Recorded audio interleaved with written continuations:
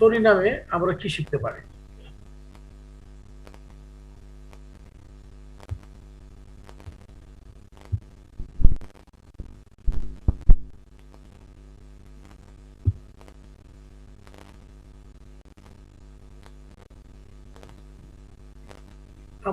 আমি আগেই বলছিলাম যে ম্যাথমেটিক্যাল শেখার সময় একটা জিনিস প্রথমে চিন্তা করতে হয়, কি শিখবো, আমি এখান থেকে কি শিখবো।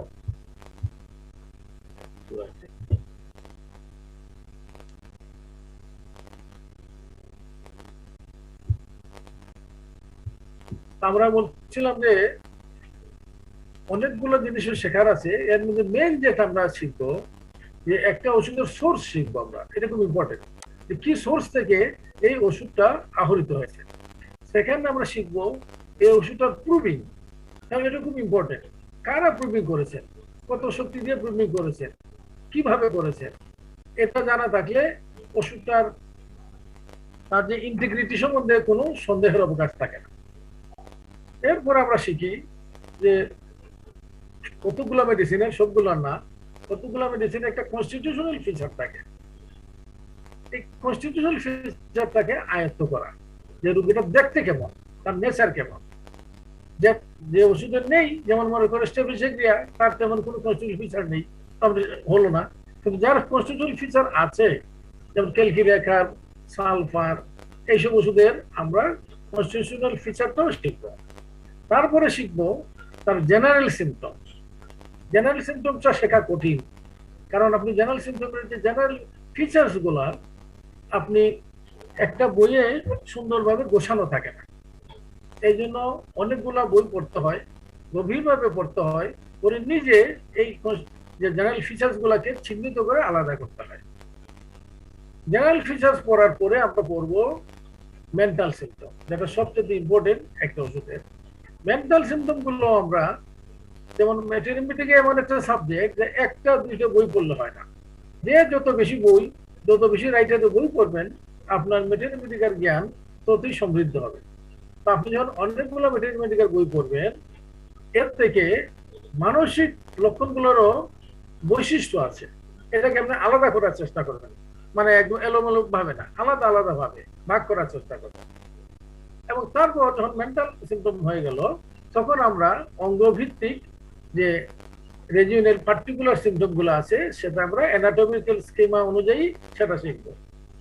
এবং সবশেষে এর একটা মডালিটি সম্বন্ধে আমরা আইডিয়া নিব, জেনারেল মডালিটি এবং তার যে পার্টিকুলার মডালিটি। তারপরে আমরা শিখবো তার রিলেশনশিপ, এই ওষুধটা রিলেশন কি অন্যান্য মেডিসিনের সঙ্গে। এবং সবশেষে এই ওষুধটা সম্বন্ধে অনেক বড় বড় যারা হোমিও দিকপাল, তাদের কমেন্টারি থাকে, খুব ইম্পর্টেন্ট কমেন্টারি। এই কমেন্টারি গুলা আমরা নোট করার চেষ্টা করবো যদি থাকে। এভাবে সাধারণত আমরা একটা মেডিসিন শিখি। আবার এই মেডিসিনটা শিখতে গিয়ে এটা একটা নতুন স্টাইল, যেটা আমি শিখেছি 1988 সালে। আমি 81 সালে ডিএইচএমএস পাস করেছি, তো 7 বছর আমি অন্যভাবে পড়েছি। আমি প্রথম সেকেন্ড লেকচারে আর এগুলো আলোচনা করেছি, এখন আর করতে চাই না।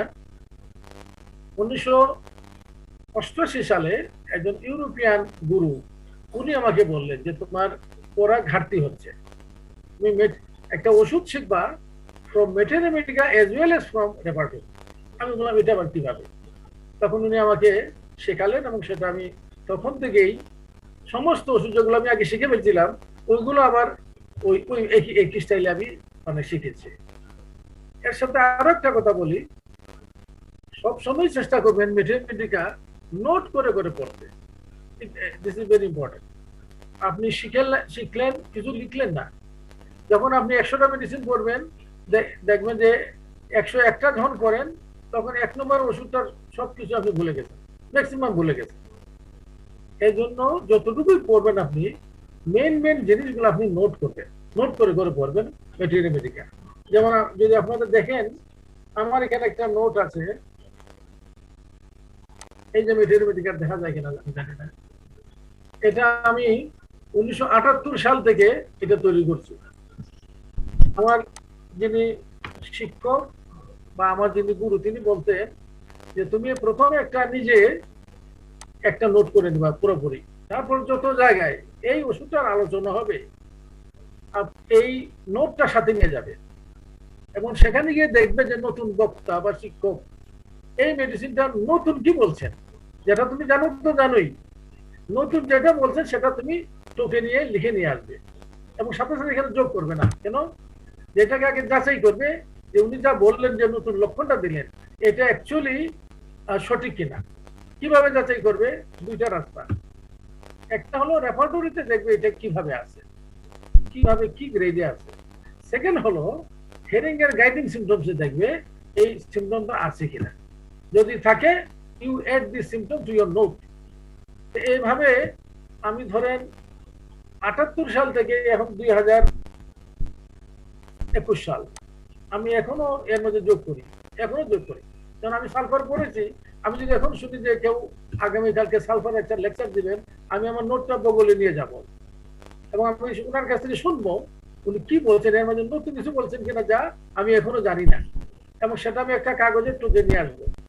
এসে আমার ঘরে এসে এটাকে যাচাই করবো, যেভাবে বললাম রেপার্টরি দিয়ে, হেরিং এর গাইডিং সিমটম দিয়ে, অথবা এলএন এর এনসাইক্লোপিডিয়া দিয়ে।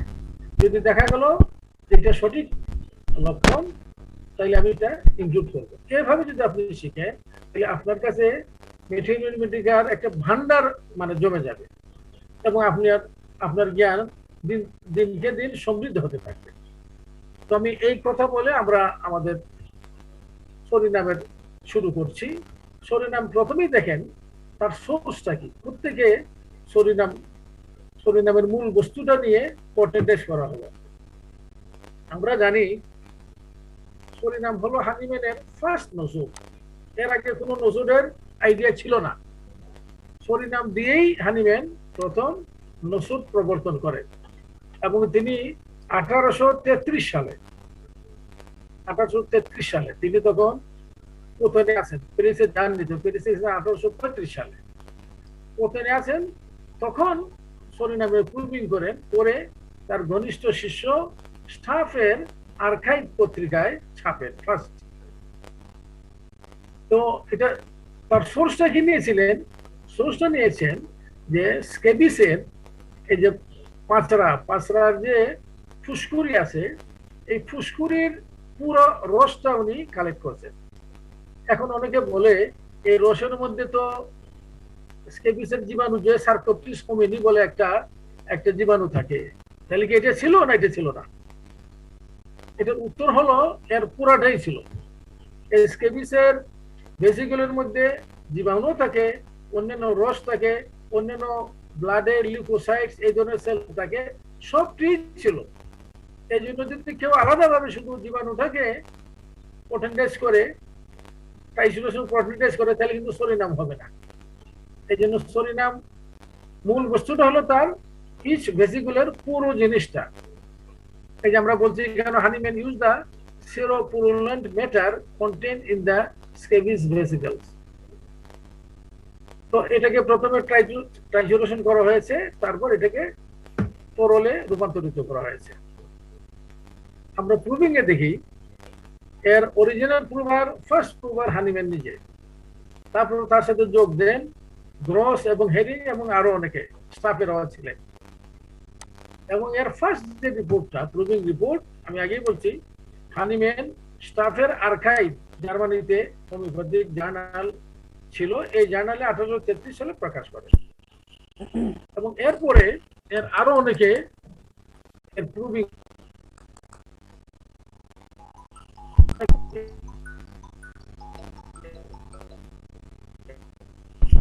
বা অন্যান্য মেডিসিন হয়েছে। একইভাবে আমরা নেক্সট ক্লাসে টিউবারকুলির নামে বলবো, টিউবারকুলির নাম, বমিনাম, বেসিলিনাম, এগুলা পলিক্রেস মেডিসিন এখন, কিন্তু ওইগুলোরও কিন্তু ফুল প্রুভিং হয় নাই।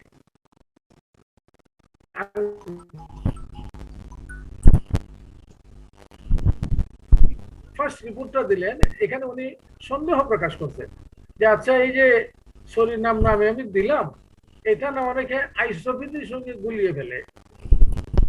কারণ আইসোপ্যাথি এবং হোমিওপ্যাথি ডিফারেন্স তো হলো, আইসোপ্যাথি হলো যে জীবাণু যে রোগ সৃষ্টি করে, ওই জীবাণু প্রসূত ওষুধ দিয়ে ওই রোগের চিকিৎসা করা। কিন্তু হোমিওপ্যাথি তো তা না, যে ওই জীবাণু যেমন এখানে স্কেবিসের জীবাণু প্লাস তার যে অন্যান্য রস সবটাকে ট্রাইজেশন করে প্রুভিং করা হয়। এবং প্রুভিংয়ে শুধু ওই রোগ না, অন্যান্য রোগাবস্থারও লক্ষণ থাকবে।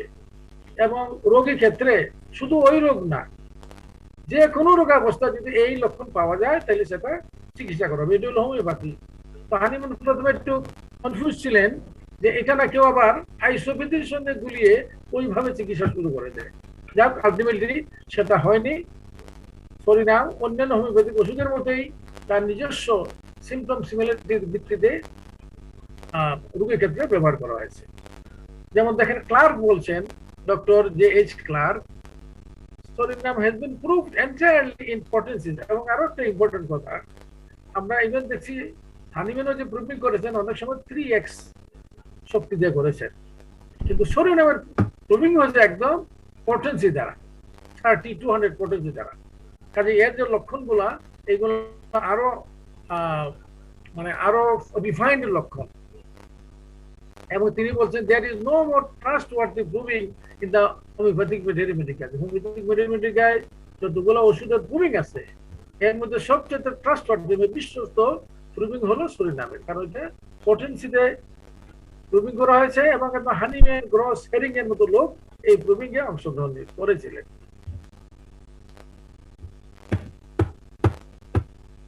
এই যাচ্ছে না তো?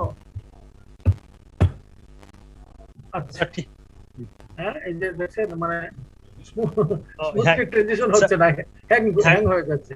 হ্যাঁ, আপনি কয়েকটা মানে টেপ করলে চলে যায়, অসুবিধা নেই। জি, আমরা এখন আসি, আমি আগে বলছি যে একটা মেডিসিনে প্রথমে আমরা তার কনস্টিটিউশনাল কোনো যদি ফিচার্স থাকে সেটা আমরা শেখার চেষ্টা করব। তো আমরা সালফারের কনস্টিটিউশনাল ফিচার কতদিন আমরা আলোচনা করেছি, ডিটেইলস আলোচনা করেছি। পরিণাম সালফারের মতো এতটা না, কিছু ন্যাচারাল মিল আছে, অন্যদের মিল নেই। যেমন সালফার আমরা প্রথমেই দেখি তার সে একটা স্টুপ শোল্ডার, লম্বা ঢেঙ্গা, ঘাটটা সামনের দিকে ঝোঁকানো এমন থাকে। সুরিনাম এমন না। সুরিনাম তার বডি ফিচারে বেশি যায় না এই কারণে, কারণ এই যে এটাকে বলে ফিজিক্যাল মেকআপ বা বডি টাইপ। বডি টাইপ না থাকলেও আপনি একটা মেডিসিন অন্য সিমটম সিমিলারিটি থাকলে ব্যবহার করতে পারেন। তবে যদি বডি টাইপটা মিলে তাইলে আশা করা যায় যে ওষুধটা বেশি কার্যকর হবে, তার এফিনিটি ওই রোগীতে বেশি থাকবে। তো এই জন্য এখানে আমরা এই যেমন বলছি ইনভার্টেড পিরামিডাল শেপ হেড, তার হেডটা থাকে উপর দিকে বড় আর তার মুখের দিকে শুরু হয়ে আসছে। এবং এর চেয়ে বড় বৈশিষ্ট্যটা হলো এদের প্রায় দেখা যায় এইসব রোগীর তার মাথার মধ্যে একটা ক্যাপ লাগিয়ে রাখে গরমের দিনও। এটা না লাগালে তো হবে না তা না, কিন্তু তাদের নেশারা থাকে, কারণ সে অত্যন্ত শীতকাতর এবং বিশেষ করে মাথাটা সে খোলা রাখতে পারে না। এই জন্য ইভেন গরমের দিনও তার মাথার মাঝে তার একটা স্কাল্প ক্যাপ বা একটা টুপি বা পাগড়ি যাই বলেন সে বেঁধে রাখে। এবং এরা দেখতে অনেকটা ময়লা থাকে, মানে নোংরা লুক থাকে তাদের, এবং তাদের চুলগুলা পুষ্কু পুষ্কু থাকে অনেকটা সালফারের মতো। কিন্তু সালফারের যে ডিফারেন্স হলো এর চুলগুলা ব্লুড থাকে। ব্লুড মানে জটা লাগানো। তার একটা মাথার থেকে তার সেবাসিয়াস গ্ল্যান্ডের সিক্রেশন বেশি বেশি হয় শরীরে, এই জন্য তার মাথার চুলগুলা জট বেঁধে যায়। এবং তার স্কিনটাও থাকে খুব একটা আনহেলদি এবং রাফ থাকে, এবং দেখলে বোঝা যায় এটা ওয়াশ করা হয় না, এটা ধোয়া হয় না, পরিষ্কৃত না, এটা অপরিষ্কৃত স্কিন। এবং এখানে একটা দেখেন পরিণতি বলছে দ্য গ্রেট আনওয়াশেবল। একটা হলো গ্রেট আনওয়াশড, একটা হলো গ্রেট আনওয়াশেবল। এই দুটার ডিফারেন্সটা কি আমরা একটু করে বলছি। আমরা আরো দেখি আমরা তার এই নোংরা চেহারার সাথে একটা হরিপিল অফেন্সিভ গন্ধ থাকে তার শরীরের সমস্ত সিক্রেশনে এবং তার সমস্ত শরীরে গোসল করার পরেও, ভালো করে সাবান দিয়ে গোসল করার পরেও তার মাঝে একটা গন্ধ থেকে যায়। এবং গন্ধটা এমনই, সে যখন বিভিন্ন ঘরে যায় তার সাথে সাথে গন্ধটা যায়। এবং এই রোগীদের আরেকটা বৈশিষ্ট্য থাকে সরিনামের, এরা অনেকটা, আমরা যারা আয়োডিন বলছি আমরা জানি, তাদের রেভেনাস অ্যাপেটাইট, মানে খাওয়ার পরও খেতে চায়। সরিনামের মধ্যে তা আছে, ওদের একটা রেভেনাস অ্যাপেটাইট, খুব অত্যন্ত ক্ষুধা।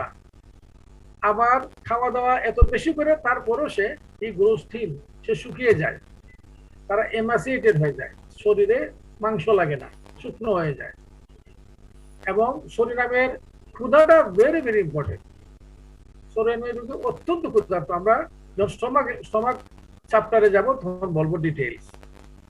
এখন আমরা সালফারের সাথে একটু ডিফারেন্স করার চেষ্টা করি সরিনামের।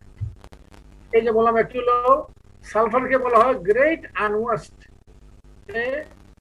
অপরিষ্কৃত, মহা অপরিষ্কৃত। আর সরিনামকে বলা হয় গ্রেট আনওয়াশেবল, যে ওভারটাকে পরিষ্কার করা যায় না। একটা আছে পরিষ্কার করা যায় কিন্তু করা হয় নাই, এটা হলো সালফার। আরটা হলো ধুইলেও তার ময়লা যাবে না, এটা হলো সরিনাম। আমরা সালফারকে বলছে গ্রেট আনওয়াশড, মানে হলো সে শুধু গোসল করতে চায় না, বা অনেকটা অন্য মনুষ্য তাকে বিদায় ভুলে যায় গোসল করতে, অথবা সে অলস প্রকৃতির, এই জন্য সে গোসল করে না, বা গোসল করলে অনেকটা সে গোসল করে ইন পার্টস, খালি মাথাটা মনে করে ধুইল, অথবা বগলটা ধুইলো, হাত পাটা ধুইলো, যেখানে বন্ধ আছে বাকিটা ধুলো না, এটা বলে বাথিং ইন পার্টস। কিন্তু সে যদি ভালো করে গোসল করে দেন, তার শরীরটা একদম সুইট স্মেলিং হয়ে যায়, সুন্দর হয়ে যায় এবং পারফেক্টলি ক্লিন হয়ে যায়। এই জন্য এটাকে বলছে গ্রেট আনওয়াশ, যে পরিষ্কার করা হয় নাই কিন্তু পরিষ্কার করলে পরিষ্কার হয়। আর সরিনাম কে বলছে, সরিনাম রিমেন্স আনওয়াশেবল, গ্রেট আনওয়াশেবল। আনওয়াশেবল মানে তাকে পরিষ্কার করলেও পরিষ্কৃত হয় না। এরকম অনেক বাচ্চা আছে দেখা যায়, পরিষ্কার করলেও তাকে নোংরাই লাগে। এই যে তো গোসল করলেন, সাবান দিলেন বা মাথায় হয়তো শ্যাম্পু লাগালেন, এরপরে তাকে ময়লাই মনে হয়। এই জন্য এটাকে বলে গ্রেট আনওয়াশেবল। দুইটা কথা সুন্দর, আপনারা এটা মনে রাখতে পারেন। এখন আমরা চলে আসি সালফারের জেনারেল সিমটমে। আমি আগে বলছি এই যে জেনারেল সিমটমটা যারা খুব গভীর মনোযোগের সাথে ম্যাথমেটিকা পড়েন, খুব আগ্রহের সাথে, একেবারে আবেগের সাথে, এরাই শুধু এগুলো আলাদা করতে পারে। এটা কারসরি রিডিং দিলে কিন্তু হবে না, আপনি পড়ে যাবেন কিন্তু জিনিসগুলোকে আলাদা করতে পারবেন না। আমি এখানে একটু খেয়াল করবেন, আমি আলাদা আলাদা করছি, আমি নিজে, আরো অনেকে করেন, এইভাবেই করতে। আমাদের যারা গুরু তারা আমাদেরকে বলছিলেন যে তুমি জেনারেলটা এমন ভাবে শিখবে, জেনারেল এবং মেন্টাল, যে এই দুইটা চ্যাপ্টার দিয়ে একটা ওষুধ সিলেকশন করা যায় ইন 75% কেসেস। আপনি সালফার সিলেকশন করবেন, তার জেনারেল এবং মেন্টালের মধ্যেই সালফার এসে যাবে। আর পার্টিকুলার যে সিমটম শুধু এই বিবেচনা করতে গেলে দেখবেন আপনি সালফার দিতে পারছেন, অন্য মেডিসিন চলে আসে। এই জন্য স্যার কি একটু ইন্টারাপ্ট করতে পারি? হ্যাঁ বলেন বলেন। একটা সম্মানিত উপস্থিতি, একটা মেসেজ আপনাদের কাছ থেকে এসছে যে ভিডিওগুলো অফ করতে। আপনারা যদি সাইড বাই সাইড স্পিকার ভিউটা সিলেক্ট করে রাখেন তাহলে শুধুমাত্র প্রেজেন্টেশন এবং স্পিকারকেই দেখতে পাবেন, আর কাউকে আপনারা দেখতে পাবেন না। দয়া করে আপনারা সবাই সাইড বাই সাইড স্পিকার ভিউটা সিলেক্ট করে নিন, তাহলে আপনাকে এই বিড়ম্বনায় পড়তে হবে না। আর আমি ভিডিও যেটা অফ আছে আমি সেটাকে অন আছে সেটা আমি অন করে অফ করে দিচ্ছি। Thank you sir. স্যার আপনি কন্টিনিউ করুন।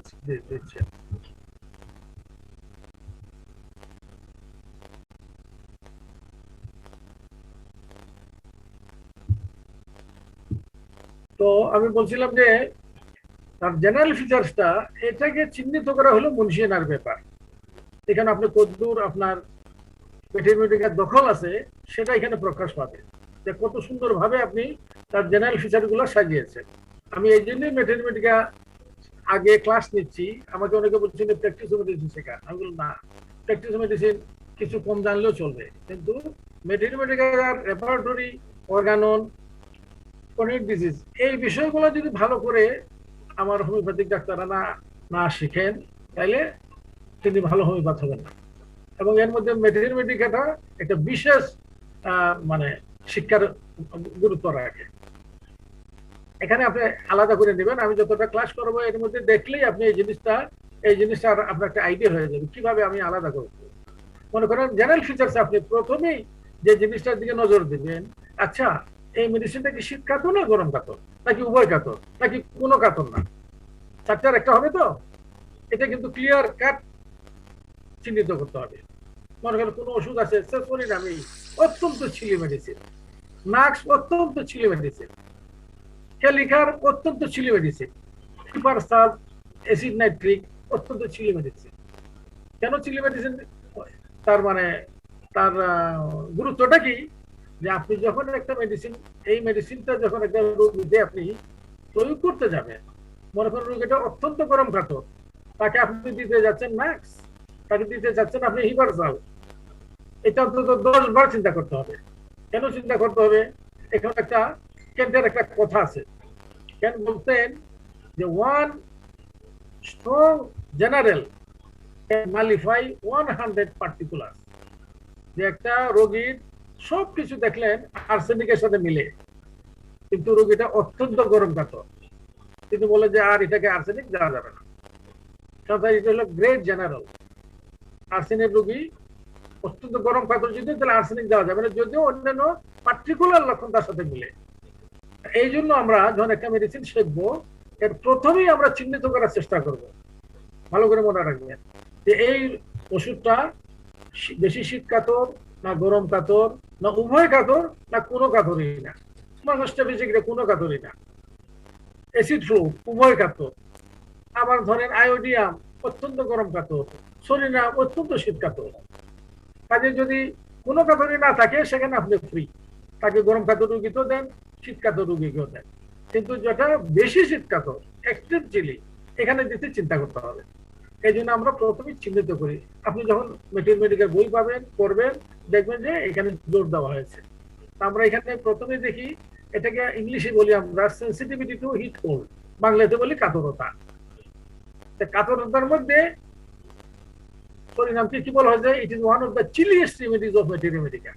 যে ম্যাটেরিয়া মেডিকার একদম শীত কাতর যত ওষুধ আছে, বেশি মাত্রায় শীত কাতর, এর মাঝে হলো এটা ওয়ান অফ দ্য মানে greatest, one of the chilliest remedy. কাজেই এটা অত্যন্ত শীত কাতর, এটা একটা অত্যন্ত গরম কাতর রোগীতে আপনি সরিনাম দেওয়া যাবে না, সোজা কথা। ওই ক্যান্টার রোগী কথা আসবে এখানে। কাজে এটা চিহ্নিত করতে হবে। এখানে আমরা বলছি এটা এক্সট্রাঅর্ডিনারি কোল্ড সেনসিটিভ, একটা অসাধারণ ভাবে মানে শীত কাতর। চিলিয়েস্ট অফ দ্য মর্টেল, যে যত মানুষ শীত কাতর আছে এদের মধ্যে সবচেয়ে বেশি শীত কাতর সে।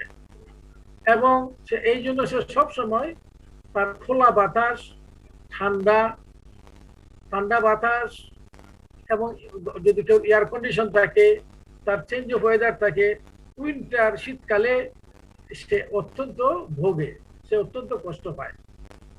সে খোলা বাতাস পছন্দ করে না, সে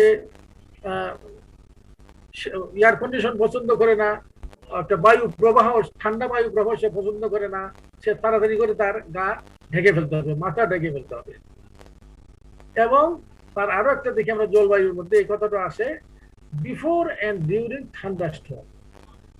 আমরা আরো মেডিসিন আছে, ক্যালকিরাপস আছে, ফসফরাস আছে, যে যদি কোনো বজ্র ঝড় হয়, এই ঝড়ের আগে এবং চলাকালে সে এফেক্টেড হয়, এবং স্টর্মি ওয়েদার সে সহ্য করতে পারে না। এবং বলছি আমরা হি হেটস ড্রাফট, বায়ু প্রবাহ সে সহ্য করে না। সে সবসময় গরম কাপড়, এমনকি গরমের দিনে সে গরম কাপড় পরে, এবং একেবারে মানে চরম গরমের সময় দেখা গেল সে মাথা ঢেকে রাখে। এবং শীতকালে তো বটে, শীতকালে তার কয়েকটা সোয়েটার লাগে, এবং এমনকি আন্ডারগার্মেন্ট তার কয়েকটা লাগে। যেমন আমি চীনে ছিলাম, চীনে অত্যন্ত মাইনাস টেম্পারেচার, সাংহাইতে। আমি আন্ডারগার্মেন্ট এতগুলো পরে আমি অভ্যস্ত ছিলাম না, আমি পড়তাম না, একটাই পড়তাম, এবং আমি কষ্ট পেতাম। কিন্তু দেখতাম যে অনেকে অন্তত 3টে পড়তেন, পায়জামা, তারপর আরেকটা পায়জামা, তারপর প্যান্ট, গায়ের মধ্যে এটা সেটা, তারপর ওভারকোট, মাথায় এই সেই। এটা তো ধরেন নর্মাল। কিন্তু কোনো লোক যদি গরমের দিন এগুলো পরে, তাহলে কি বলবেন? তাহলে এটা হলো সরিনামের পিকচার। আমরা মোটামুটি এই কথা জোর দিলাম এই কারণে, কারণ সেন্সিটিভিটি টু হিট কোল্ড, কাতরতা একটা বড় লক্ষণ একটা মেডিসিনের, এবং বিশেষ করে এখানে আমরা সরিনামিরও দেখলাম। নেক্সট আমরা আসি, ওই যে বললাম যে ওষুধের কি কি জেনারেল ফিচার্স দেখবেন, একটা হলো কাতরতা দেখতে হবে, আর একটা দেখবেন পার্শ্বিকতা, লেটারিলিটি বলে, লেটারিলিটি বা পার্শ্বিকতা, যে এই ওষুধটা ডান দিকে লেফট সাইডে না রাইট সাইডে, না উভয় দিকে, না কোনো দিকেই না। এটা একটা ইম্পর্টেন্ট, কারণ আমাদের অনেক ওষুধ আছে, মনে করেন লাইকোভিডিয়াম রাইট সাইডে, কোস্টিকাম রাইট সাইডে, লেকেসিস লেফট সাইডে। এখন মনে করেন এখানে মাঝে আবার মজা আছে, মনে করেন Causticum it is the first grade right sided medicine, একটা প্রথম গ্রেডের রাইট সাইডেড মেডিসিন, কিন্তু একটা জায়গাতে সে লেফট সাইডেড, এবং সেটা আবার ফার্স্ট গ্রেড এবং অনলি ফার্স্ট গ্রেড। এটা হলো তার এফেকশন ইন লেফট হিপ, তার হিপ জয়েন্টে যদি কোনো অসুখ হয়, ব্যথা হয়, হিপ জয়েন্ট ডিজিজ হয়, এটা লেফট সাইডে Causticum only first graded medicine. তা দেখেন, এই যে আমরা পার্শ্বিকতাটা শিখলাম, এর মাধ্যমে কিন্তু আমরা অনেক সময় ওষুধ সিলেকশনে আমাদের গ্রেট হেল্প হয়। তো এই ওষুধে পার্শ্বিকতা খুব একটা নেই, দেখেন আমি দেই নেই এখানে, কিন্তু সালফার আমরা দিয়েছিলাম, যারা সালফারের ক্লাস করছে তারা জানে সালফার হলো মোস্টলি লেফট সাইডে, তার লেফট শোল্ডার, লেফট লাং এবং left side of the body, left side of the head বেশি এফেক্টেড হয়। তো এখানে পার্শ্বিকতা নেই বিধায় আমি দেইনি। আর দেখবেন তার মধ্যে কোনো পেন যদি থাকে, পেনের নেচার, তার মধ্যে যদি কোনো ডিসচার্জ থাকে, ডিসচার্জের নেচার, এটা কি ব্লেম নাকি একরি নাকি এক্সকোরিয়েটিং, এটা কি ব্লাডি না ব্লাড ছাড়া, ডিসচার্জের ক্যারেক্টার, এটা একটা জেনারেল সিমটমের মধ্যে পড়ে। এবং তার মধ্যে কোনো যদি অফেন্সিভনেস থাকে, তার মধ্যে কিন্তু দুর্গন্ধ থাকে, বা দুর্গন্ধের নেচারটাও বুঝতে হবে, কোনোটা আছে একদম মানে কটু গন্ধ, কোনোটা আছে আবার মিষ্টি গন্ধ, কোনোটা আছে আবার টক গন্ধ, সেটাও কিন্তু আপনাকে ওষুধটার পরিচয় চিনেই দিতে আপনাকে হেল্প করবে। তো এই ওষুধটার মধ্যে আমরা দেখি তার অফেন্সিভনেসটা কি। এর মধ্যে অফেন্সিভ মানে যত গ্রেড বলা যায় সবই আছে, কিন্তু পচা গন্ধ বলেন পচা গন্ধ, মরা মানুষের গন্ধ মরা মানুষের গন্ধ, পায়খানার গন্ধ পায়খানার গন্ধ, যত ধরনের খারাপ গন্ধ আছে আপনি সব এর মধ্যে লাগাতে পারেন। এই জন্য বলছে, এবং শুধু তার ডিসচার্জের মধ্যে না, পুরো মানুষটার মধ্যে অত্যন্ত দুর্গন্ধ। এই যে আমরা বলছি ফাউলনেস অফ অল ডিসচার্জ, যত ডিসচার্জ আছে, তার নাকের সর্দি বলেন, ঘাম বলেন, প্রস্রাব বলেন, তার লিউকোরিয়া বলেন, সব কিছুতে দুর্গন্ধই দুর্গন্ধ। এবং দুর্গন্ধটার ক্যারেক্টার এখানে দেওয়া আছে, কি ক্যারেক্টার, একদম ক্যারিয়ন লাইক ওয়াটার, মানে লাশের মতো, পচা লাশের গন্ধ। পচা লাশের গন্ধ আমরা তো জানি, যেহেতু অ্যানাটমি কাটছে অনেক দিন, বা পোস্টমর্টেম আমরা করলে যারা করেন তারা লাশের গন্ধ বুঝেন, আর যারা লাশের গন্ধ দেখেন নাই হয়তো বুঝবেন না। এটা অত্যন্ত কটু গন্ধ, যে লাশটা পচে গেছে, এটা মারাত্মক গন্ধ। শরীরের মাঝে এইরকম গন্ধ থাকে, এবং এই গন্ধ থাকার ফলেই সে যখন আশপাশের ঘরে ঢোকে তার সাথে গন্ধটা যায়, এবং অন্যরা তার থেকে দূরে সরে থাকতে চায়। তো আমরা বলছি এই যে গন্ধটা, আবার মজার ব্যাপার হলো ইট পারসিস্ট ডেসপাইট কেয়ারফুল ওয়াশিং, সে ভালো করে গোসল করার পরেও তার শরীর থেকে গন্ধ যায় না। তার গন্ধ কোথায় কোথায় আছে, এই যে আমরা বলছি ফিটিড ব্রেথ, তার মুখে শ্বাস সেটাও দুর্গন্ধ, ফিটিড সোয়েট তার গরমে দুর্গন্ধ, তার লিউকোরিয়া শ্বেতপ্রদরে দুর্গন্ধ, তার মাসিকের দুর্গন্ধ, এমনকি সে যখন ইরাকটেশন, সে যখন ঢেকুর দেয় তাতেও সে পচা ডিমের গন্ধ, তার পায়খানা এবং তার যে ফ্ল্যাটাস এর মধ্যেও পচা ডিমের দুর্গন্ধ থাকে। এবং বলছে যে তার স্টুলটা, তার পায়খানা এতই দুর্গন্ধ, ইট পারমিটস দ্য হোল হাউস, তার পুরা ঘর জুড়ে এই গন্ধ থাকে। নেক্সট আমরা আসি, এই দেখেন এইভাবে আমি সাজিয়েছি, আপনি এইভাবে যে কোনো একটা মেডিসিন করবেন এইভাবে বানানোর চেষ্টা করবেন। এটা কিন্তু আপনাকে আমি বয়স্কদের যারা আছেন তাদেরকে বলছি না, তারা তো জানেনি, যারা নবীন হোমিওপ্যাথ এবং ছাত্র তাদেরকে বলছি, এই যে আমি যেভাবে শিখেছি জাস্ট ফলোই। জেনারেলটা এইভাবে যে শিখতে পারবে, যেভাবে ভাগ ভাগ করে আনতে পারবে, সে বোঝা গেল যে মেডিসিনটার ভিতরে ঢুকে গেছে, সে মেডিসিনটা চিনে গেছে সে। নেক্সট আমরা আনছি কি তার অ্যাভারশন টু বাথিং, তার গোসল অনিচ্ছা। এবং গোসল তার এমনই অনিচ্ছা যে গরমের দিনও সে গোসল করে না। এবং আমরা যেমন অনেক রোগীকে আমরা জিজ্ঞেস করি আপনি গোসল কেমন করেন, অনেকে কিন্তু গোসল করে না, মুখে বলে যে হ না করি করি এইভাবে। তো করি করির মধ্যেই আওয়াজের মধ্যে বোঝা যায় কতটুকু জোর আছে বা জোর নাই। যখন আমরা বুঝি জোর নেই তাকে ভালো করে বলে দিই যে আপনার এই কথার সাথে আপনার যে আমি ওষুধটা দেবো এটা সিলেকশনে অত্যন্ত হেল্পফুল হবে, কাজে আমাকে একজ্যাক্ট বলেন, গোসল না করলে না বলেন। তখন বলে হ ঠিকই বলছেন, আমি গরমের জন্য মাঝে মাঝে বাদ যায়, আর শীতের দিনে তো সপ্তাহে একদিন করি। তাহলে এখানে ধরতে পারেন আপনি সে এবার শুধু বাড়তে। আবার এটা যৌক্তিক যে গরমের দিন আমি ডেইলি করি, শীতের দিন এক আধ দিন পরে পরে করি। এখানে এটাকে এবার শুধু বাতিং বলা যাবে না। এখানে সে শীতের কারণে, যেমন ইংল্যান্ডে যারা থাকে আমি দেখেছি তারা ডেইলি গোসল করেন না, এই জন্য তাদেরকে শরীর না বলা যাবে না। কারণ কোনো দুইটা কারণ, একটা হলো অত্যন্ত শীতের জায়গা, দ্বিতীয় শীতের কারণে তারা ঘামে না, তাদের গায়ে গন্ধ হয় না, তাদের গেঞ্জিটা ঘামে ভিজে মানে নষ্ট হয় না। এই কারণে হয়তো বা তারা, অনেকেই দেখছি আমি যে ডেইলি গোসল করেন না। কিন্তু সরিনামের এ হলে যে গরমের দিনও সে গোসল করবে না। তবে সালফারের সাথে তার ডিফারেন্স তো হলো সালফারও গোসল করে না, গরমের দিনও করে না। হ্যাঁ, গরমের দিনও সে করে না। তো ডিফারেন্স ছিল সালফার গোসল করলে সে অসুস্থ হয়, তার ঠান্ডা লেগে যায়। আর সরিনাম যদি গোসল করে তাহলে সে আরাম পায়, তার ভালো লাগে, যে বলবে আমি গোসল করি না কিন্তু যদি আমি করি তাহলে আই ফিল মাচ বেটার, আমার নিজেকে খুব ঝরঝরা লাগে। আমরা এগুলা রেপার্টরিতে চেক করবো একটু পরে, আমরা আগে জেনারেল সিম্পটম গুলো আগে সবগুলো দেখে নিই। নেক্সট বলছে আমরা extreme sensitivity to external environment, মানে কি যে এই যে পরিবেশের মধ্যে যে যত অ্যালার্জেন আছে, ধুলাবালি আছে, বিভিন্ন গন্ধ আছে, ময়লা আছে, যেগুলো মানুষকে এফেক্ট করে, এইগুলোতে সে অত্যন্ত অত্যনুভূতি সম্পন্ন। তার এই জন্য দেখা যায় সরিনামের রোগীদের এরা হে ফিভারে ভোগে। আমাদের দেশে এই জিনিসটা কম বা নেই হতে পারে, ইউরোপে যারা গেছেন তারা হে ফিভার বলে। তারা যখন স্প্রিংয়ে যখন তাদের ফুল গাছ যখন মুকুলে ভর্তি হয়ে যায়, তখন এই যে রেণুগুলা, ফুলের রেণুগুলা, এইগুলা অ্যালার্জেন্ট হিসাবে কাজ করে এবং অনেকের এর জন্য হে ফিভার। হে ফিভার মানে কিন্তু ফিভার না, এটা জাস্ট অ্যালার্জি সর্দি মনে করবে।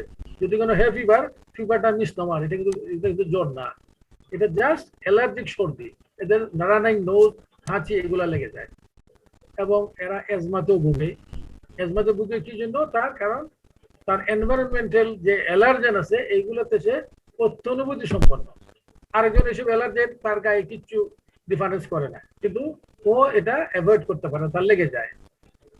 এবং এই জন্য অনেক দেশে পরে হোমিওপ্যাথদের মধ্যে আছে, এখানে আমি বলছি যে যারা এরকম হে ফিভারে ভোগেন বা এরকম কোন সিজনাল অ্যালার্জিতে ভোগেন, অ্যাজমাতে ভোগেন, এবং এরা যদি কিছুটা সরিনামের ফিচার্স থাকে, একদম না কিছু না তাহলে তো হবে না, মানে কাছাকাছি ফিচার্স থাকে, তাহলে এদেরকে প্রোফাইলেক্টিক হিসাবে বা প্রিভেন্টিভ হিসাবে ওই সিজনটা আসার 1 মাস আগে থেকেই ওষুধটা খাইয়ে দেওয়া হয়। Then it acts as a prophylactic against that particular disease condition in that season. এই জন্য আমরা যত অ্যালার্জি আছে, এক্সটার্নাল অ্যালার্জির একটা অন্যতম ওষুধ কিন্তু সরিনাম, যদি লক্ষণে মিলে। নেক্সট আমরা আসি lack of vital reaction, delayed convalescence. এটার মানে কি? এটা হলো যেহেতু এরা সোরা দুষ্ট রোগী, তাদের যে ভাইটাল ফোর্স, তাদের ভাইটাল ফোর্সটা থাকে দুর্বল, তাদের ভাইটাল ফোর্সটা এত সতেজ থাকে না, যার ফলে কোনো একটা রোগে যদি সে ভুগে, একটু রোগে ভুগে, কেউ ইনফ্লুয়েঞ্জা হয়ে গেল বা তার সর্দি লেগে গেল, কোনো একটা ডেঙ্গু জ্বর হয়ে গেল, এরপরে সে আর সহজে দাঁড়াতে পারে না, সহজে তার মানে আগের শক্তি ফিরে পায় না, একদম সে গ্রেট ডেবিলিটিতে ভুগে, অত্যন্ত দুর্বলতায় ভুগে। কেন? তার ল্যাক অফ ভাইটাল রিঅ্যাকশনের কারণে। এবং এই জন্য তারা কনভালেসেন্স বলতে হয় যে রোগ পরবর্তী যে সময়টুকু, একটা মনে করেন কেউ ইনফ্লুয়েঞ্জা ভুগলো, হয়তো সে 4-5 দিন একটু দুর্বল লাগবে, দেন হি উইল গেট ওভার। আরেকজন দেখা গেলো যে না, তার তো জ্বর চলে গেছে কিন্তু আর 2 সপ্তাহ ধরেও সে ঝিমাচ্ছে, তাই সে আবার কামরান হতে পারছে না, কাজ শুরু করতে পারছে না। এই ক্ষেত্রে সরিনাম খুব ইম্পর্টেন্ট একটা মেডিসিন, এবং এটা সরিনামের একটা ফিচার যে তারা কোনো একুট অসুখের পরে সে সহজে আবার পূর্ণ শক্তিতে ফিরে যেতে পারে না, এবং দেখা গেল যে তারা অত্যন্ত দুর্বলতায় ভুগে, সামান্য পরিশ্রমে সে মানে ক্লান্ত হয়ে যায় এবং সবসময় শুয়ে থাকতে চায়, সামান্য পরিশ্রমে সে ঘেমে যায়। এইগুলো মিন করে তার মধ্যে ল্যাক অফ ভাইটাল রিঅ্যাকশন আছে, বা তার মধ্যে অত্যন্ত ডেবিলিটি বিদ্যমান আছে। এটাও সরিনামের একটা ইম্পর্টেন্ট লক্ষণ, যে এই যে দুর্বলতা বিশেষ করে একুট ডিজিজের পরে। তার আরেকটা লক্ষণ আছে, এটা একটা কিনোট লক্ষণ। আমরা বলছি he feels unusually well the day before attack. তার যেদিন অ্যাটাকটা হবে এর আগের দিন হি ফিলস মাচ বেটার। সে নিজেও বুঝতে পারে না কেন, এবং সে বুঝতে পারে যখন সে খুব ভালো বোধ করতেছে যে রে কালকে তো আমাকে ওইটাই ধরবে। মনে করেন কেউ আছে মাইগ্রেন, তার পেরিয়ডিক মাইগ্রেন হয়, তার আত্মফলে শিরোব্যথা। তো দেখা গেলো যেদিন সে এক সপ্তাহ পরে পরে হয় বা 2 সপ্তাহ পরে পরে হয়, যেদিন হবে এর আগের দিন সে ভালো থাকে। এটা একটা 153 নম্বর সূত্রের মতো একটা অসাধারণ লক্ষণ। তার একটা exceptional feeling of wellbeing with euphoria the day before a morbid manifestation. তার একটা খুশি খুশি লাগে, শরীরটাও তার ভালো লাগে এই অ্যাটাকের আগে।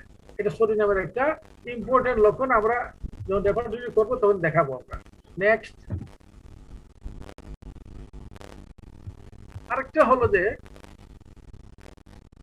দেখা গেল যে একটা রোগীকে আমি খুব চেষ্টা করে আমি একটা ওষুধ সিলেক্ট করছি, তার যথাসম্ভব তার লক্ষণের সাথে মিলিয়ে। এটা দেওয়ার পরেও তার কোনো অ্যাকশন হয় না, বা রোগটা বা তার লক্ষণগুলা ভালোর দিকে যায় না, একটু সামান্য আরাম হলো এরপর আর আগাচ্ছে না। এমন যদি হয় যে প্রায়, এটা তো একদম সিমিলিমাম বলা যাবে না, প্রায় সিমিলিমাম চেষ্টা করে যতটুকু সম্ভব দেওয়ার পরেও তার ওষুধে কোনো এফেক্ট করে না, ওষুধটা ভালোর দিকে যায় না, এমন যদি হয় তাহলে চিন্তা করা হয় যে তার শরীরে সোরার দোষের কারণে তার এই যে ভাইটাল ফোর্স রিয়েক্ট করতেছে না, বা তার লক্ষণগুলো এলোমেলো আছে, তার লক্ষণগুলো পরিষ্কার না, এটাকে বার্ড অস্পষ্ট করে রাখছে। সেই ক্ষেত্রে বিশেষ করে ক্রনিক কেসে সরিনাম দেওয়ার চিন্তা করা হয়। আবার অনেক সময় আছে যে সালফার ইন্ডিকেটেড, সালফারের প্রায় সবই আছে কিন্তু গরম ভাত করে বটে, কিন্তু সে কাজ করছে না। সেখানে অনেক সময় সালফার ফেল হলে, অথচ সালফার সদৃশ লক্ষণ, সেখানে সরিনাম দেওয়ার চিন্তা করা হয়। এটা তার একটা স্পেশাল ক্ষেত্র, প্রয়োগ ক্ষেত্র। তার আরেকটা জেনারেল ফিচার্স আমরা বলি, তার elements resulting from or never well since. কিছু কিছু ওষুধ থেকে উঠার পরে সে একদম আর ভালো হয়ে উঠেনি। আমরা যেমন কার্বোবেজের মাঝে দেখি যে অনেক একুট রোগে সে ভুগছিল, টাইফয়েডে ভুগছিল, এরপর থেকে যে তার শরীরটা ডিক্লাইন হলো আর এটা উঠতে পারেনি। এটা সরিনামের একটা লক্ষণ। যেমন দেখেন তার চাইল্ডহুড ডিজিজ, যেমন মিজিলস, তার হাম হয়েছিল, হুপিং কাফ হয়েছিল, বা ইনফ্লুয়েঞ্জা হয়েছিল, নিউমোনিয়া হয়েছিল, এরপর থেকে যে তার শরীরটা পড়ে গেল, তার কাশি ধরলো আর কাশি যাচ্ছে না, তার পায়খানা খারাপ হয়ে গেল টাইফয়েড হওয়ার পরে, এই পায়খানা ঠিক হচ্ছে না। এবং অনেকে আছে চাইল্ড বার্থ, যে বাচ্চা জন্ম দেওয়ার পরে অথবা অ্যাবর্শন হয়েছিল অথবা হেড ইনজুরি হয়েছিল, এরপর থেকে যে তার ডিক্লাইন হলো, সে আর উঠে দাঁড়াতে পারছে না, সেখানেও সরিনাম তাকে স্টিমুলেট করে তার ভাইটাল ফোর্সকে জাগিয়ে দেবে। এখানে সরিনামের একটা বিশেষ প্রয়োগ ক্ষেত্র। তারপর আমরা দেখি আরেকটা, তার লাস্টেই বলবো, তার মধ্যে যেহেতু সে সালফারের মানে কি বলবো তার টুইন, তার মধ্যে একটা অ্যাবনর্মাল টেন্ডেন্সি টু স্কিন এরাপশন আছে। যত ধরনের স্কিন এরাপশন আমরা সালফারের বেলাও বলছি, তার মেকুলার, পেপুলার, ভেসিকুলার, পাস্টুলার, স্কেবি, স্কেইলি, যত ধরনের ইরাপশন আছে সব ইরাপশনেই তার আন্ডারে আছে। এবং এগুলোর মধ্যে অনেকগুলোরই অফেন্সিভ উজিং হয়, রস বের হয়, এটাও দুর্গন্ধযুক্ত রস বের হয়। এবং তার আরেকটা বিশেষত্ব আছে, তার যে ইরাপশন গুলা হয় এটা সাধারণত ফ্লেক্সর জয়েন্ট। ফ্লেক্সর জয়েন্ট মানে মনে করো কনুই জয়েন্ট, কনুইয়ের সামনের দিকে হয়, পিছন দিকে হয় না। হাঁটুর পিছন দিকে হয়, সামনের দিকে হয় না। এটা তার একটা প্রেফারেন্সিয়াল সাইট অফ অ্যাকশন। তার ফ্লেক্সর সারফেসে হয় এই এই এই চুলকানি গুলা। এবং পেশেন্টের এই যে চুলকানি, সবগুলো চুলকানিতেই তার খুব ইচিং হয় এট নাইট, রাত্রেবেলা তার খুব চুলকানি হয়। এবং এই ইরাপশনের আরেকটা ক্যারেক্টার হলো যে disappear in summer and return in winter. যেমন অনেকটা আমরা জানি গ্রাফাইটিসে আছে, পেট্রোলিয়ামে আছে, এগুলা গরমের দিনে থাকে না, শীতের দিনে এসে যায়। এতে সরিনামের মধ্যে আছে। আবার এলিমেন্টস ফ্রম সাবস্ট্রেস স্কিন ডিজিজেস, আমাদের যদি কোনো রোগী আছে যে তার চর্মরোগ চাপা দেওয়া হয়েছিল, তার দাউদ হয়েছিল বা একজিমা হয়েছিল, মলম দিয়ে ভালো করার পরেই, ভালো মানে সাপ্রেস করার পরেই দেখা গেলো যে তার এই যে ঠান্ডার অ্যালার্জি এটা আর যাচ্ছে না, বা তার যে শ্বাসকষ্ট হয়ে গেল, ব্রঙ্কিয়াল এজমা হয়ে গেল, এটা আর যাচ্ছে না। এমন যদি কোনো হিস্ট্রি থাকে যে তার অতীতে চর্মরোগ সাপ্রেস করার পরে তার এই রোগটা দেখা দিয়েছিল, এই রোগ অবস্থাটা দেখা দিয়েছিল, সেটাও সুরিনামের একটা জেনারেল ফিচার। তারপরে তখন যা বললাম এইগুলো হলো সুরিনামের জেনারেল ফিচার বা একটা সামগ্রিক বৈশিষ্ট্য। এই জন্য বললাম এই যে জিনিসটুকু আমি ছোট করে বলে ফেললাম, এটাকে আলাদা করতে আমার বহু সময় লাগছে। এই যে আমরা প্রথম থেকে আসি, তার কাতরতা বললাম, তার দুর্গন্ধের কথা বললাম, তার গোসল না করার কথা বললাম, তার অ্যালার্জি বা এই যে এক্সটার্নাল এনভায়রনমেন্টের অত্যনুভূতির কথা বললাম, তার ল্যাক অফ ভাইটাল রিঅ্যাকশন বা ডিলেড কনভালেসেন্স, অসুখ হলে আর ভালো হইতে চায় না, সেটা বললাম। তারপর সুনির্বাচিত ওষুধও কাজ দেয় না, বা একটা বিভিন্ন ধরনের অসুখ হওয়ার পরে সে তার ডিক্লাইন হতে থাকে, ভালো হয় না। তারপর তার মধ্যে গ্রেট ডেবিলিটি এবং উইকনেস, অত্যন্ত দুর্বল হয়ে যাচ্ছে, এবং abnormal tendency to skin eruption. এইগুলো হলো সুরিনামের জেনারেল ফিচার বা সিম্পটম। এখন আমরা মেন্টালে যাব। মেন্টালে যাওয়ার আগেই আমরা এর রেপার্টরিটা সেরে ফেলবো, তাইলে আমরা ভুলবো না। এবং আমি আশা করি এই যে লক্ষণগুলো আমরা পড়লাম, এগুলো রেপার্টরির মধ্যে আমরা যাচাই করতে পারবো যে এগুলো অ্যাকচুয়ালি কত শক্ত মানের লক্ষণ, এর রুট ভ্যালু কত, এর এর কোয়ান্টিটেটিভ ভ্যালু কত। আমরা একটু রেপার্টরিতে যাই।